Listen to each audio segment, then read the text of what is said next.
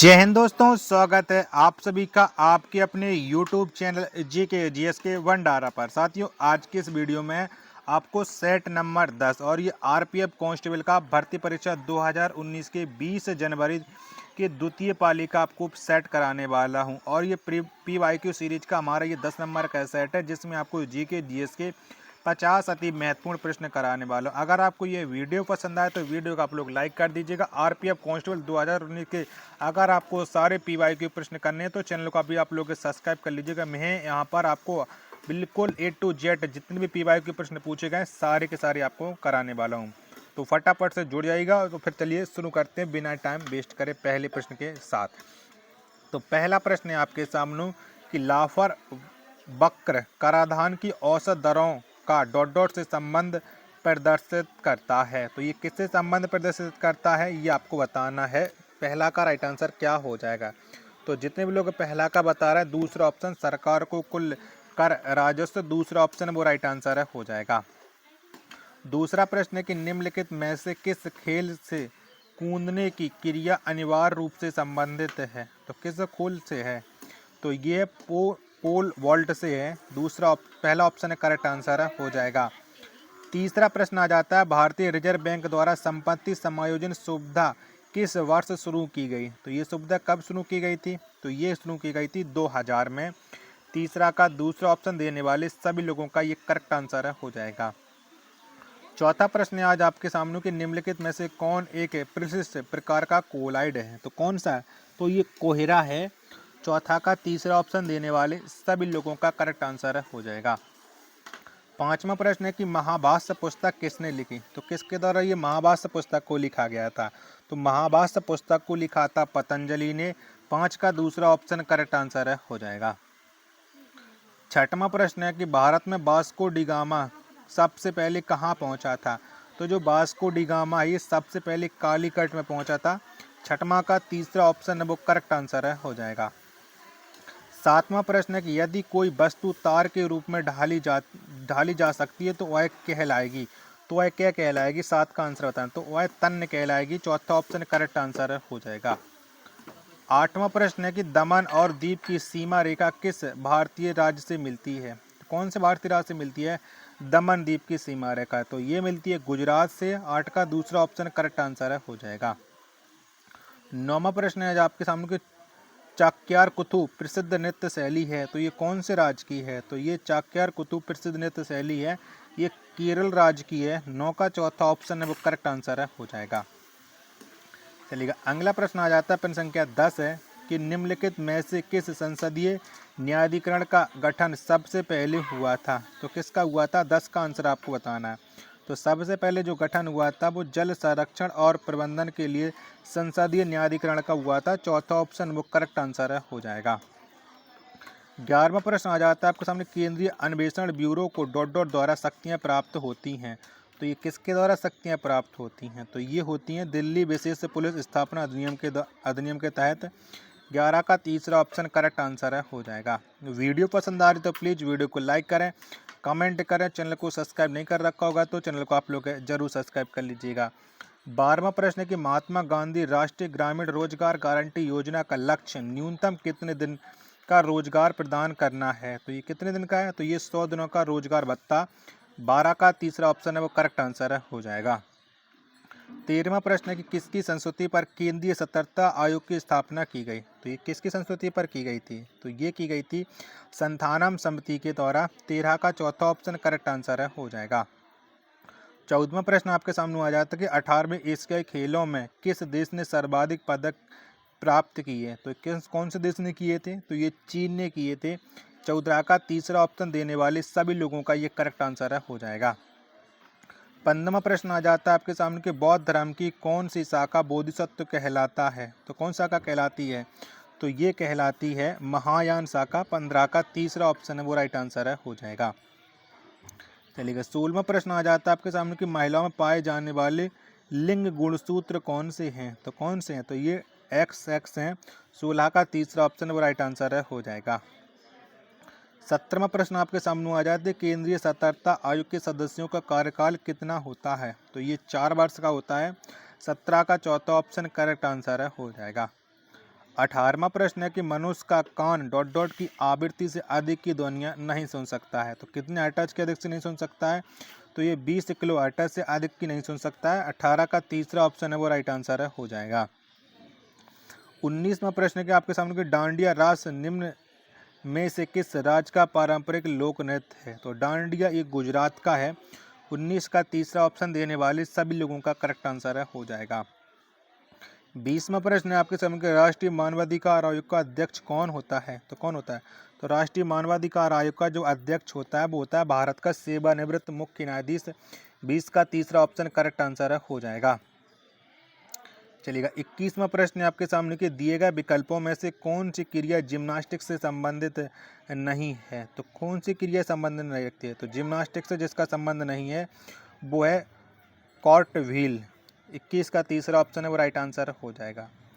22वां प्रश्न है आपके सामने कि रोहतांग दर्रा निम्न में से किस राज्य में स्थित है? तो रोहतांग जो दर्रा है ये भारत के हिमाचल प्रदेश में स्थित है। 22 का तीसरा ऑप्शन है वो राइट आंसर है, हो जाएगा। 23वां प्रश्न है आपके सामने कि रियो ओलंपिक 2016 में पीवी सिंधु ने कौन सा पदक प्राप्त किया? तो पीवी सिंधु ने प्राप्त किया था रजत पदक। 23 का चौथा ऑप्शन है वो करेक्ट आंसर है, हो जाएगा। चलिएगा, 24वां प्रश्न है आपके सामने कि निम्न में से किसके शासन के दौरान मुगल चित्रकला अपने चरम पर थी? तो बताओ ये किसके शासनकाल में थी? तो ये थी जहांगीर के शासनकाल में मुगल चित्रकला अपने चरम पर। 24 का तीसरा ऑप्शन है वो राइट आंसर है, हो जाएगा। 25वां प्रश्न है आपके सामने कि माध्यम के तापमान को बढ़ाने पर ध्वनि की गति डॉट डॉट जाती है। तो बताओ कैसे हो जाती है? तो ये गति बढ़ जाती है। 25 का चौथा ऑप्शन राइट आंसर हो जाएगा। 26वां प्रश्न है आपके सामने कि संयुक्त राष्ट्र के नए सतत विकास लक्ष्यों के अनुसार कब तक हर प्रकार की निर्धनता को दूर करने का लक्ष्य निर्धारित किया गया है? तो ये लक्ष्य निर्धारित किया गया 2030 तक। 26 का तीसरा ऑप्शन है वो राइट आंसर है, हो जाएगा। 27वां प्रश्न है आपके सामने कि लाई हरोबा त्योहार निम्न में से किस राज्य में मनाया जाता है?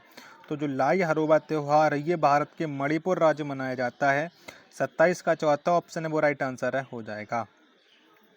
28वां प्रश्न है आपके सामने कि हर्यक वंश का संस्थापक कौन था? तो हर्यक वंश का जो संस्थापक था वो बिंबिसार था। 28 का तीसरा ऑप्शन वो राइट आंसर हो जाएगा। वीडियो का भी लोग आपने लाइक नहीं कर रखा होगा तो प्लीज़ लाइक कर लीजिएगा। चैनल को सब्सक्राइब नहीं कर रखा होगा, चैनल को आप लोग जरूर सब्सक्राइब कर लीजिए। इस वीडियो को आप अपने सभी दोस्तों के पास ज़्यादा से ज़्यादा शेयर कीजिएगा।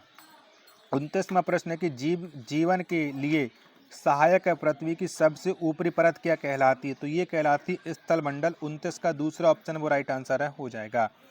30वां प्रश्न है आपके सामने कोरबा कोयला खानें किस राज्य में पाई जाती हैं? तो कोरबा कोयला खानें हैं ये भारत के छत्तीसगढ़ राज्य में पाई जाती हैं। 30 का तीसरा ऑप्शन है वो राइट आंसर हो जाएगा। 31वां प्रश्न है आपके सामने कि भारत में खारे पानी की सबसे बड़ी झील कौन सी है? तो खारे पानी की जो सबसे बड़ी झील है वो चिल्का झील है। 31 का चौथा ऑप्शन है वो करेक्ट आंसर है, हो जाएगा। चलिएगा, अगला प्रश्न 32 में आ जाता है आपके सामने कि राष्ट्रीय मानवाधिकार आयोग किस मंत्रालय के अंतर्गत आता है? तो राष्ट्रीय मानवाधिकार आयोग है ये भारत के गृह मंत्रालय के अंतर्गत आता है। 32 का चौथा ऑप्शन करेक्ट आंसर है, हो जाएगा। चलिएगा, अगला प्रश्न है आपके सामने प्रश्न संख्या 33 है कि नाभिक में उपस्थित न्यूट्रॉन और प्रोटॉन की संख्या का योग परमाणु का डॉट डॉट कहलाता है। तो ये क्या कहलाता है परमाणु का? तो ये कहलाता है द्रव्यमान संख्या। 33 का तीसरा ऑप्शन करेक्ट आंसर हो जाएगा। 34वां प्रश्न है आपके सामने कि जल जनित बीमारी निम्न में से कौन सी है? तो बताओ इनमें से कौन सी है? तो जल जनित जो बीमारी है निम्न में से वो कॉलरा यानी हैजा है। 34 का पहला ऑप्शन करेक्ट आंसर हो जाएगा।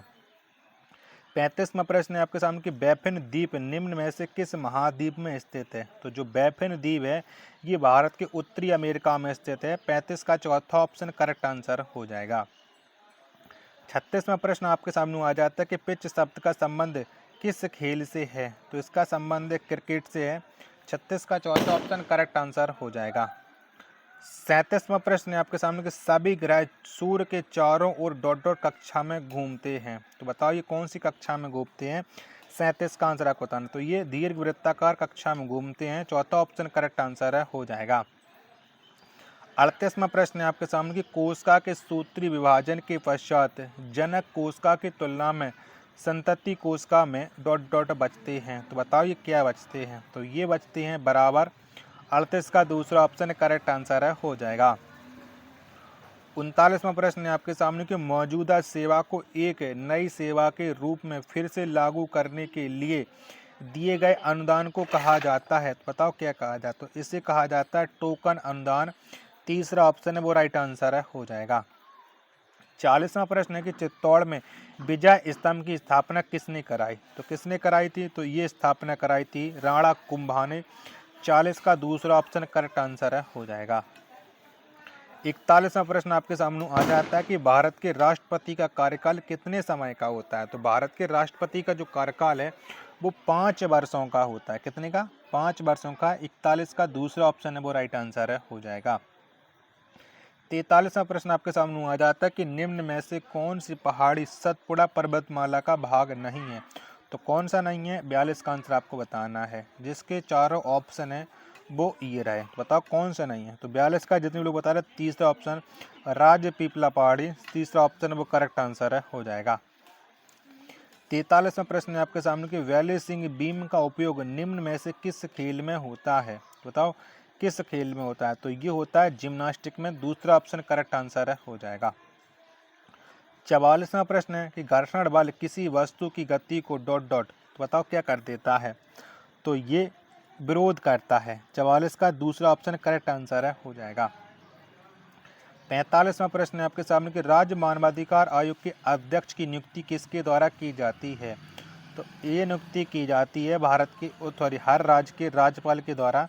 45 का चौथा ऑप्शन करेक्ट आंसर, हो जाएगा। 46वां प्रश्न है कि निम्नलिखित में से कौन सी नदी भारत का सबसे बड़ा डेल्टा बनाती है। तो कौन सी नदी बनाती है। तो गंगा नदी ये भारत का सबसे बड़ा डेल्टा बनाती है। 46 का पहला ऑप्शन करेक्ट आंसर है, हो जाएगा। 47वां प्रश्न है कि निम्नलिखित में से कौन सा शास्त्रीय नृत्य हिंदुस्तानी संगीत पर आधारित है। तो हिंदुस्तानी संगीत पर जो आधारित है वो कथक आधारित है। 47 का दूसरा ऑप्शन करेक्ट आंसर, हो जाएगा। 48वां प्रश्न कि 10वां सिख गुरु निम्न में से कौन थे। तो कौन थे। तो 10वें सिख गुरु इनमें से गुरु गोविंद सिंह थे। 48 का तीसरा ऑप्शन करेक्ट आंसर है, हो जाएगा। 49वां प्रश्न है आपके सामने कराधान का निपटान करने वाले वित्त विधेयक के संबंध में संसद के किस सदन में एक विधेयक पेश किया जा सकता है। तो ये विधेयक है वो लोकसभा में पेश किया जाता है। तीसरा ऑप्शन वो करेक्ट आंसर है, हो जाएगा। 50वां और अंतिम प्रश्न है कि अंत्योदय अन्न योजना का लक्षित समूह निम्न में से कौन सा है। तो इनका जो समूह है लक्ष्य है यानी अंत्योदय अन्न योजना का लक्षित समूह कौन सा है इनमें से। तो ये है सबसे गरीब तबका। पहला ऑप्शन करेक्ट आंसर, हो जाएगा। आशा करता हूँ कि आपको ये वीडियो पसंद आई होगी। तो वीडियो को लाइक कीजिएगा, कमेंट कीजिएगा। चैनल को सब्सक्राइब नहीं कर रखा होगा तो चैनल को आप लोग जरूर सब्सक्राइब कर लीजिएगा। मिलते हैं अपने पर एक और नेक्स्ट वीडियो के साथ। तब तक के लिए धन्यवाद। जय हिंद, वंदे मातरम।